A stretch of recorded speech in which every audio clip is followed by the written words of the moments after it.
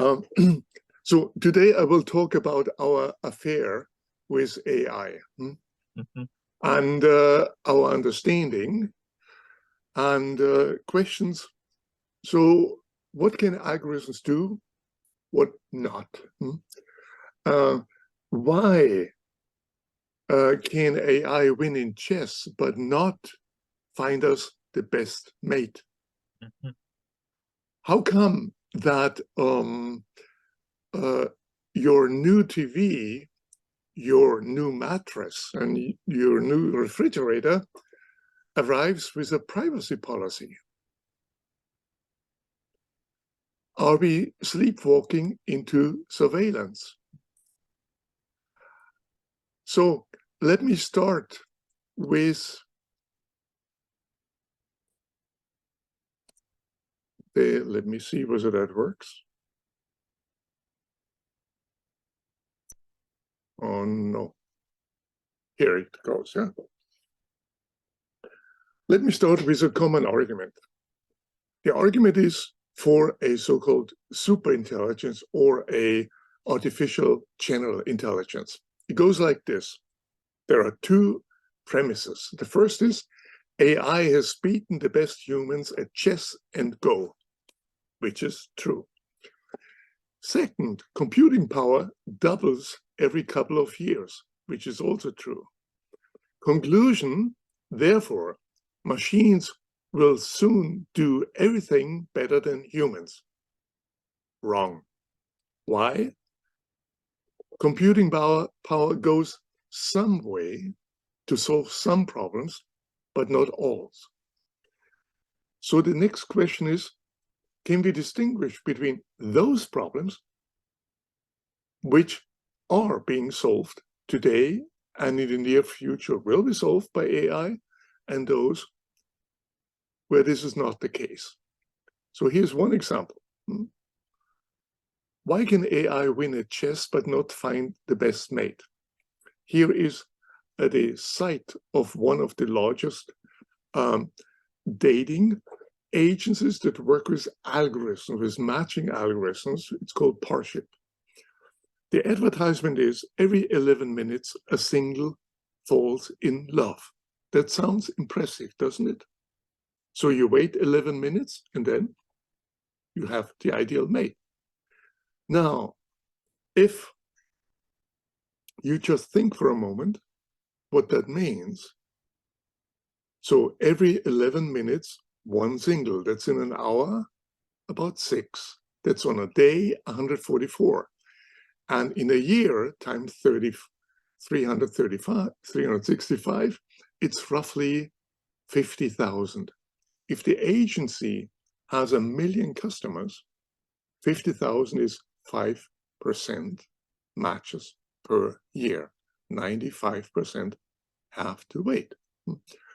And this is, according to the studies we have, actually the best estimate for the success. So why is it that some things are very hard for algorithms and others are not? Here is the stable world principle that gives a first orientation to distinguish between problems where one should apply algorithms and others where one should be cautious. It says complex algorithms work best in well-defined, stable situations where large amounts of data are available. This is like the concept in decision theory of a world of risk, a small world where everything is known, including the probabilities. Here one can optimize.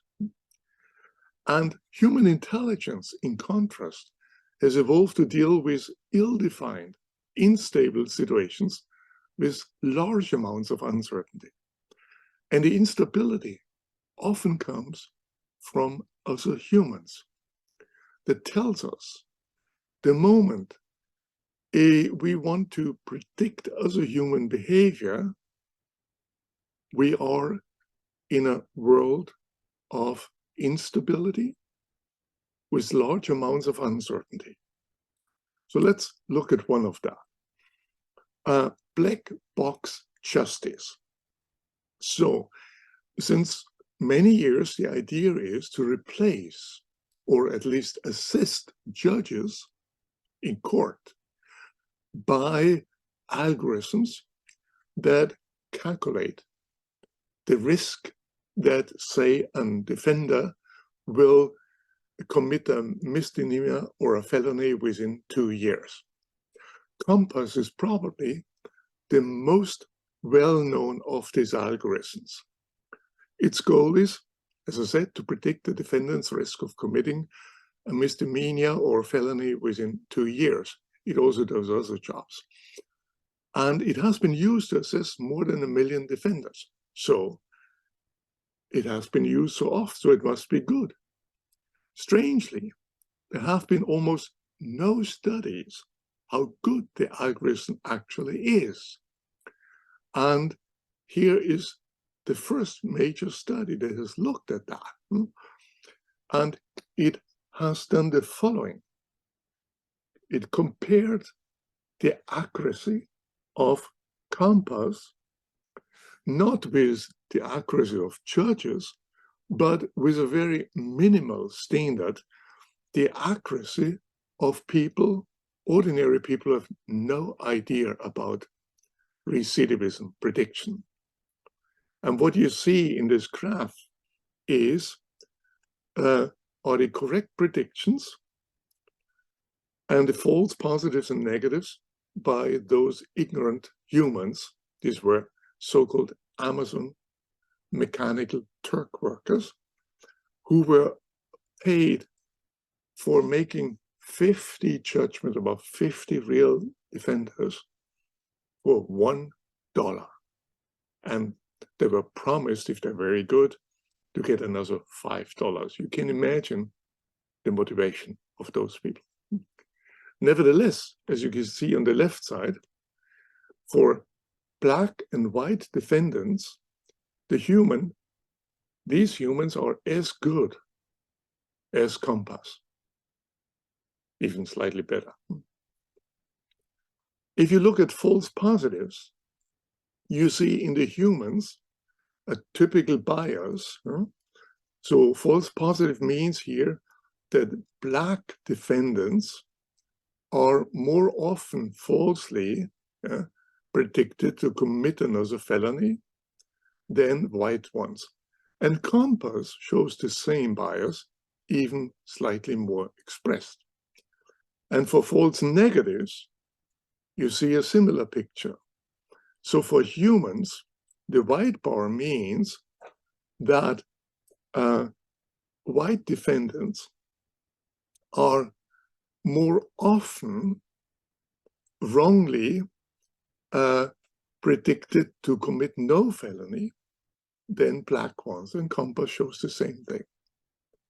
Just to summarize here, we have a situation where judges look at scores they get from a black box that judges don't understand, and nobody can really understand what's going inside, except that we know it's up to 137 variables that are somehow combined. Nevertheless, we have to expect that judges will be influenced to some degree from this scores, or at least will be hesitant to judge, to make a to judge against the say a high risk score. And at the same time, this system can't do any better than ignorant people, and also shows similar biases than ignorant people.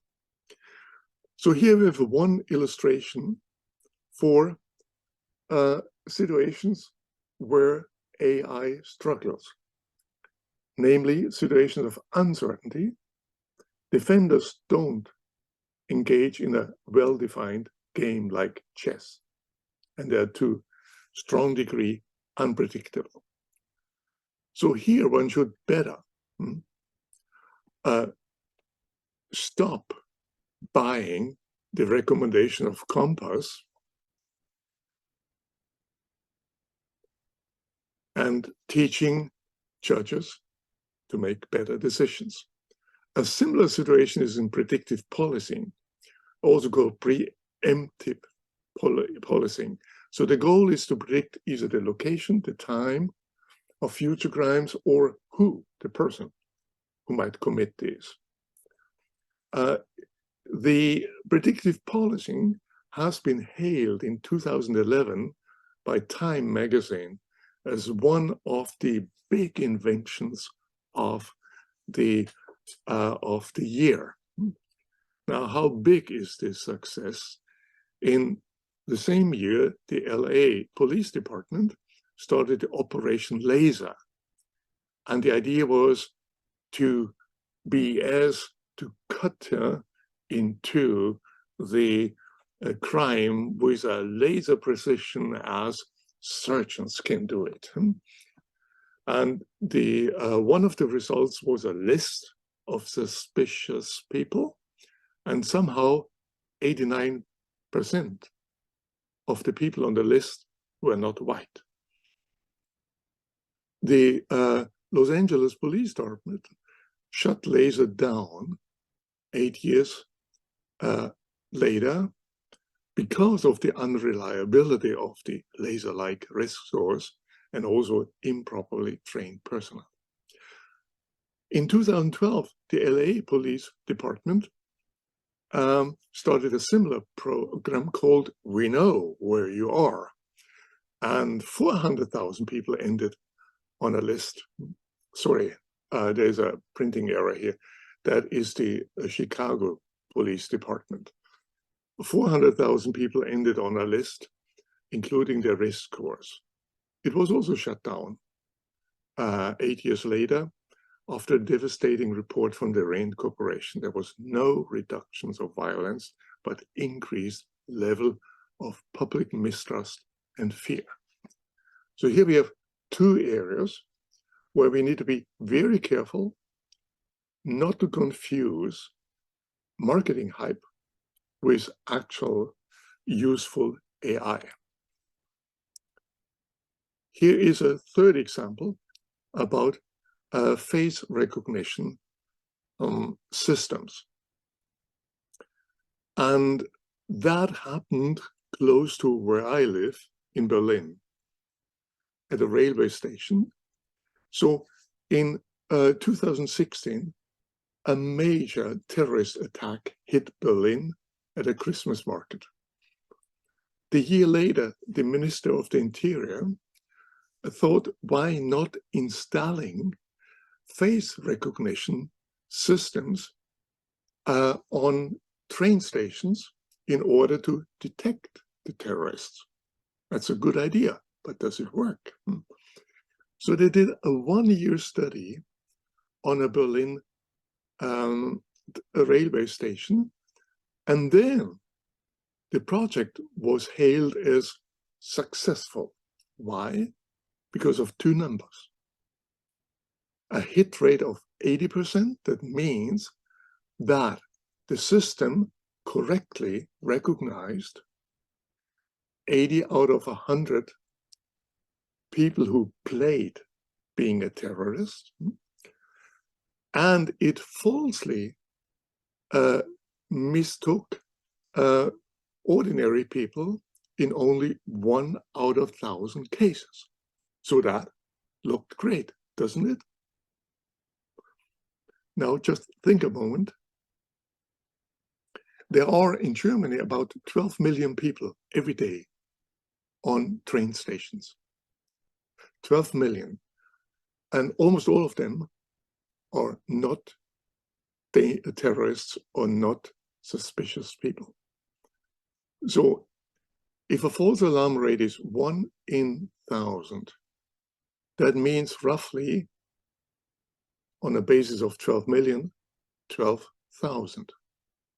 That means that every day, 12,000 innocent people would have been stopped and searched and kept until their identity is proven. And that wouldn't provide more safety in the country, but the police would be occupied by stopping innocent people. So at the end, when we and others pointed out this problem, the idea of the Minister of the Interior to now install the system in all over Germany was stopped. But here are some examples about the lack of risk literacy among politicians. And that's a dangerous thing. So here's what the German Minister of the Interior said. The mass surveillance systems showed impressive performance, so they can be widely implemented. He didn't appear to understand that mass surveillance means masses of false positives. A member of the EU Parliament who responded to a commentator on Twitter who pointed out what I just said, it's also called base rule, said, you should work on your mass. 0.1% error rate means 99.9% hits when applied optimally. That's optimal. That person believed strongly that the false positive rate and the probability of a terrorist being positive would end up to 100%. The key problem is that we still don't teach politicians to think with numbers. And the even more dangerous problem is that politicians don't notice when they commit errors. And here, final example, the head of the German police trade union said the false positive rate of 0.1% is so low that it is acceptable, barely perceptible. Now, he didn't understand that it translates in 12,000 ordinary people being searched every day. So here is an insight. What can face recognition systems do and what they cannot do? They don't work in mass surveillance, as I just explained. And here are a few more examples where they failed in mass surveillance. For instance, the Cardiff police in the Champions League final 2017, Real Madrid, Juventus Turin, there were 170,000 fans, and they found 2,470 matches, 93% false. Or Amazon's face recognition system found among the 535 members of the US Congress, 28 who matched with a criminal database. Hopefully, all false alarms. Of course, that's true. Where it works is in situation of authentication. So if you unlock your phone with your face, it's a totally different situation. It's a one-to-one. It's basically always your face, and it's the photo here. Or identification, where you have one person that just committed a crime, say in an underground station, we know this is the culprit, and you can't do a false alarm, and you compare it with many. Where it doesn't know, work is mass surveillance. And that's also important, because what ordinary people reject is being surveilled by mass surveillance, and they are right. It's not just an ethical problem, but also it doesn't work in the first place. Nevertheless, we are bombarded by fairy tales about the superiority of AI over humans, pointing out human biases. Yes, humans have biases, but as we have just seen, AI has also biases. For instance, the selling of Compass and similar black boxes for making judicial decisions is often justified by saying judges are biased. AI is not. And you may have heard the story about the hungry judges in Israel. So a study by Danziger et al. Reported that when judges start in the morning, these are bail decisions, they, at the beginning, they have a high proportion of granting bail. And then it decreases. And when the break comes, it is lowest. After the break, the judges start again with a high bail rate, and it goes down till lunch. And so it goes on. That was claimed to show that judges are literally influenced by their guts.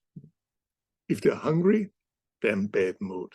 Sounds plausible, but a closer investigation of the study showed that actually there's a very different reason. So the judges were taking all defendants from the same prison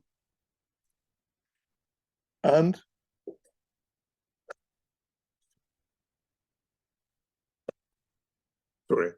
taking the same defendants from one prison, and they used the easy cases and also cases where there was a lawyer first, and the difficult cases last. So that alone creates this very strange sequence, and it seems to be that judges are not influenced by this, by being hungry. Another example is where algorithms are wrongly claimed to be so superior to human insights. It's in the famous book by Michael Lewis, Moneyball. The book revolves around the story that an algorithm, a recruiting algorithm that looks for sleepers that are players that are not valued as good as they are, would have been decisive for Oakland A's, the baseball team's success in the early 2000s. Now, baseball experts have pointed out that Lewis got the story wrong. The four pitchers, the big four, that were responsible for the success were all hired by traditional expert judgment based on experience and intuition, none of them by algorithm. And those who he's talking about, they were not really decisive. And when the big four left Oakland A's success was gone. Here we have one of the many instances where human intuition and human intelligence is claimed to be inferior than an algorithm, although the story isn't true. Moneyball, Michael Lewis is a great writer, but his stories become so great because he doesn't always respect the evidence. And the third example is IBM's moonshot, Watson for Oncology, and the claim that Watson will cure cancer and revolutionize almost everything about healthcare made by the IBM marketing department, not by the engineers. Meanwhile, Watson for Oncology is dismantled and sold in pieces. Here is what Oren Etzioni, CEO of the Allen Institute for AI, thinks about. And he said, IBM's Watson is the Donald Trump of the AI industry, outlandish claims that aren't backed by credible data. So here, these were examples about things that what AI has problems to do with. And that illustrate the principle of a stable world. None of these situations creates a stable world. A second principle I want to introduce here is equally interesting. I call it the adapt to AI principle. Now, if you are in a world that isn't stable, then in order to improve the performance of AI, we need to make the physical environment more stable and people's behavior more predictable. And that is one of the real influences we have to see that AI will have. Here's an illustration. Think about self-driving cars. Now, Tesla CEO Elon Musk tells us every year that next year, level 5, that is self-driving cars, will happen. And level 5s, just to be clear, this is the Society of Automotive Engineers classification system. It's level 5 is self-driving, and that means that is a car that can drive under all conditions without a human backup. And in my opinion, that won't happen, because something else will happen, and that's level 4. Level 2 is, by the way, that's where your cars properly operate. And level 4 is much more interesting than level 5. Level 5 is more a gimmick. Level 4 means self-driving cars, cars that have no human backup, but that can drive only in certain environments.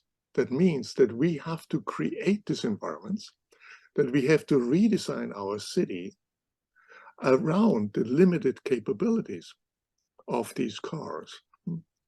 And also, it will mean that in these cities and in these highways where level 4 cars drive, we are not allowed to drive, because we are not as predictable as the AI would need that. So that was a first part. And I move on the question, is big data always good? As Chris Anderson seems to know, and I'll speed up a little bit, because we were so late. So remember how to predict flu-related doctor visits with big data. That was Google's idea, and they used 50 million of search term queries, and then a secret model with 45 features to include. What's the alternative? The alternative, what I call psychological AI. Predicting the flu is high uncertainty. The flu virus doesn't behave in an orderly way. What people do in this situation, they deliberately forget. They only use the most recent data and predict that that's what we can rely on. So what I show you here is the entire time Google flu trends predicted from 2007 to 2016. In 2009, the swine flu happened. The red curve is Google flu trends, and it happened out of season. Big data had learned flu is high in winter, low in summer, and it was very difficult to impossible to adapt for Google flu trends to the new situation. The recency heuristics can easily adapt, as you in the blue figure. Over all the time and all updates of Google flu trends, the recency heuristic made about only half as many errors, so the absolute error is, than Google flu trends. Here we have a situation where one data point is better than big data. That wouldn't happen in an orderly, stable world. And note, when the Google engineers went into troubles in the summer of 2009 and had their first update, they had a choice between making it more complex, the model, or making it more simpler. The Google engineers made it more complex. And that's an error in an uncertain world. And versus if a complex model doesn't work in a complex, uncertain situation, you need to make it simpler, not more complex. And they upgraded it to 160 variables, and it didn't help. And there were several other updates which were probably in the same direction. So the Turkey illusion is exactly that, yeah? That if a situation has happened in the past, it doesn't need to happen in the future. It's called Turkey illusion because imagine you are a turkey, it's the first day of your life, and a man comes in and feeds you, but doesn't kill you. On the second day, the man comes again, you fear he might kill me. No, he feeds you. Third day, the same thing. Yeah? And according to Bayesian updating and similar mathematical models, on day 100, the probability that the man feeds you and doesn't kill you is higher than ever before. But it's the day before Thanksgiving and you're dead meat. The turkey thought it is in a well-defined situation. In reality, humans, much more open, make this illusion, and AI is a new tool for committing this illusion. Let me go quickly. How does common sense differ from AI? So here are some things that common sense defines, which AI doesn't have: causal thinking, intuitive psychology, intuitive physics, intuitive sociology. I'm not going into this here, but I just give you an idea about the different errors that common sense makes, human make, and AI. Here is an AI system that has perfectly learned from many, many, many pictures to distinguish a school bus from other objects. Now, we use a so-called adversarial algorithm that finds out the weak points, and the adversarial algorithm finds this pattern here. We put this pattern on top of the left picture, and which results in the right picture. Now the AI believes it's an ostrich. So this kind of error a human would never commit, but an AI does. Humans do very different kinds of errors. For instance, this system is relevant for an automatized car. Humans make accidents by being tired, being drunk, and other reasons, being distracted by being on the phone, and which the AI wouldn't do. This may help to understand that human intelligence is very different from AI. And what the AI does, it basically identifies school bus by pixels, by the similarity in the location, the correlation between pixels. That's not how the human mind works. A young children of maybe 2 or 3 years sees a school bus for the first time. So the US school bus, you know, a yellow, black with black frames. And then it knows what a school bus is. AI needs 10,000s of pictures. Here is an example what an AI thinks a school bus is, the black and yellow stripes. And that gives us an idea what it's looking for, in this case, colors, same with guitars. And the last thing I want to add here is about sleepwalking into surveillance. And so digital technology is ideal for autocratic governments that desire to monitor and control the behavior of their citizens. And I give you one psychological effect, the privacy paradox. Now, we know that many people think one of the greatest dangers of social media, of algorithms, are that the tech companies, they take the data and do something with the data that people don't understand.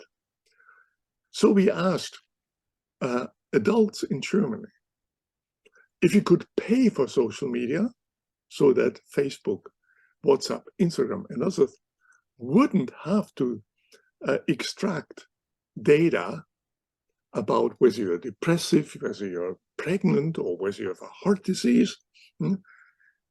So if you would pay for that in exchange for keeping your personal data, how much would you be willing to pay per month? Now, if this is one of the greatest worries, then people should be willing to pay, as they do for other goods. But 75% of Germans say, I'm not willing to pay a single euro. And that's called the privacy paradox. The privacy paradox holds across Western countries. And for instance, this is here, the question is, would you be willing to pay $1? And only 22% people in the UK and 28% in the US and 20% in Germany are willing to pay for that. Are we sleepwalking into surveillance? And are we sleepwalking where the China social credit system is, where every person gets not a FICO score, but a social credit score that measures political attitudes, that measures social attitudes, and people are then the good ones with high scores, they get goodies and the others are punished. And while in the West, people who understand the social credit system are horrified, we are in a very similar situation, but more secretly. While China is open, data brokers like Axiom collect all the data that they can have for us, and they could easily put together a social credit score. Let me end here. I talked today about the stable world principle that explains where AI will successful and where not. I talked about the adapt to AI principle, that algorithms are not simply assistance tools, they change us and our values. I talked about that big data is not always better. It only is good in a stable situation. In uncertain situation, it will mislead us. And I talked about sleepwalking into surveillance. Are we willing to tolerate a situation where tech companies and governments secretly collect ever more data about us, and which then leads to a situation as we had with Cambridge Analytica that influenced the American elections and probably was decisive in getting Trump into his position, and also probably was decisive about that the UK had the Brexit. And our future is in understanding better. We should not lean back and let algorithms decide for us. On the contrary, if refrigerators, if homes and entire factories get smarter, why not people? Thank you for your attention. Wow. Thank you, Gerd. I mean, really, most of us are muted, but I can see the applause at the moment. And let me just put a plug in for your book, How to Stay Smart in a Smart World. To me, is essential reading. In fact, I'll be sending it to my cousin who's way up in Google, and the Google IoT as my first step. We only have a few minutes at this point for questions, but I wanted to ask you that you have so much to teach us. What are you currently working on? What are you working on next? Oh, yeah. In 2 weeks, a book will come out with Cambridge University Press. It's called The Intelligence of Intuition. Ah. It's about the war against intuition currently in the social sciences. It's related to what I'm just talking about. The idea that human intuition is biased, should not be trusted, and you better do an rely on an algorithm. I hope you'll send us a flyer for the book so that we can order it, because I would certainly be interested in reading it. I'm sure so would a number of us. And I hope that after the book comes out, I'm sure you'll be having your hands full of speaking engagements, but you will consider returning so that we can go ahead and you can continue to help us learn. I'm struck by the over-reliance on the Bayesian, because the Bayesian has always been considered to be that's the solution to the problem of the 6-foot tall statistician who drowned in a lake an average of 3 feet deep. But it's not such a solution, is it? Yeah. The example with the turkey illusion is you see the limits. Bayes is a great idea if you have a stable world. So if you want to understand what's the chance that a person has cancer if she tested positive in mammogram, then use Bayes' rule. Mm-hmm. But if there's a dynamic, uncertain world, it's dangerous. Mm-hmm. Mm-hmm. And the entire idea that Bayes would give you an answer to every problem, this is a dangerous idea. And it's the old dream of paternalism that would be God or maybe Thomas Bayes. Mm-hmm. The cult of Bayes. The one hammer, and so that works if the world would only consist of nails. All right. Thanks again, Gerd. Joyce, your hand was up first. I'm sorry I had a phone call. I had to exit, so I hope I didn't miss what I'm going to say now. There was a special on cable just a few days ago about the problems with AI and facial recognition. And they were reporting similar statistics to that you were, that the number of false identifications, which unfortunately left to these people being arrested, was a lot, huge. And one of the things they determined is that the AI facial recognition in the states that it was being used was being set up according to white male faces. So anybody of color or not white and male was more likely to be misidentified. They were at least making that much progress that they were going to be changing that. That's it. Yeah, that's correct. So discrimination is one issue, and that's usually comes from the data that they have. But the other issue that is less often talked about is accuracy. So even for white people, it doesn't work well. And if you remember the study that I mentioned by Amazon's face recognition system, which was applied to the 535 members of the US Congress. There are not many black ones. Right. Very good. Okay, Tyler, keeping it crisp. Gerd, I love the talk, and it's so timely. The thing I find myself wondering is, with the limitations on actuarial decision making, as in thinking fast and slow, I wonder if it helps to begin to work at defining what intuition is. And the reason I say that is I did a lot of that in suicide prevention. My wife did triage at Mass General's ER for years and never got a body back feet first. We used to talk about intuition all the time, but the only people who made good intuition were people with a great deal of experience. So I wonder if it makes sense to begin to talk about, what are we doing when we're intuiting something? Are we drawing it and reducing probability by drawing on our personal database?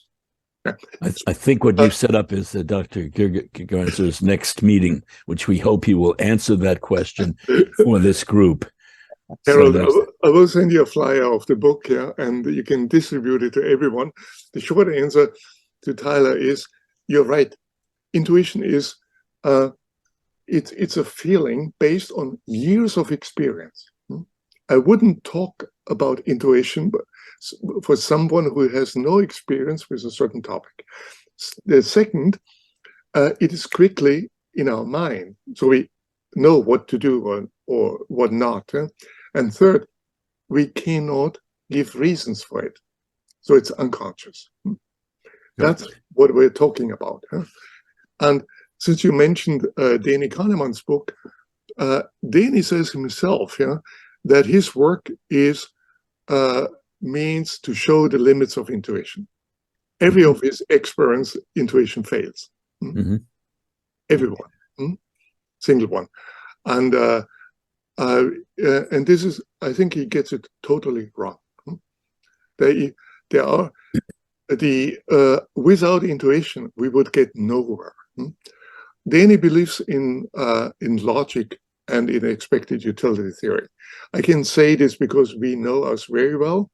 I've given several talks where Danny gave a response to my talk, and we disagree and on the issues. And one thing is that his idea that logic, algorithms, or expected utility would always give you the right answer is mistaken. They work if you have a stable problem. So like the mammography example, use Bayes' rule in that situation. But when the world isn't stable, like in predicting flu-related doctor visits, forget it. And we want to thank Gerd for again presenting a wonderful presentation. And those of you who don't know the previous presentation will probably now understand why Gerd received the Larry Strasberger Award for Excellence in Presentation. So that's congratulations, apologies for the late start, and a plea that you might present a summary of your book at a future meeting. Please, absolutely.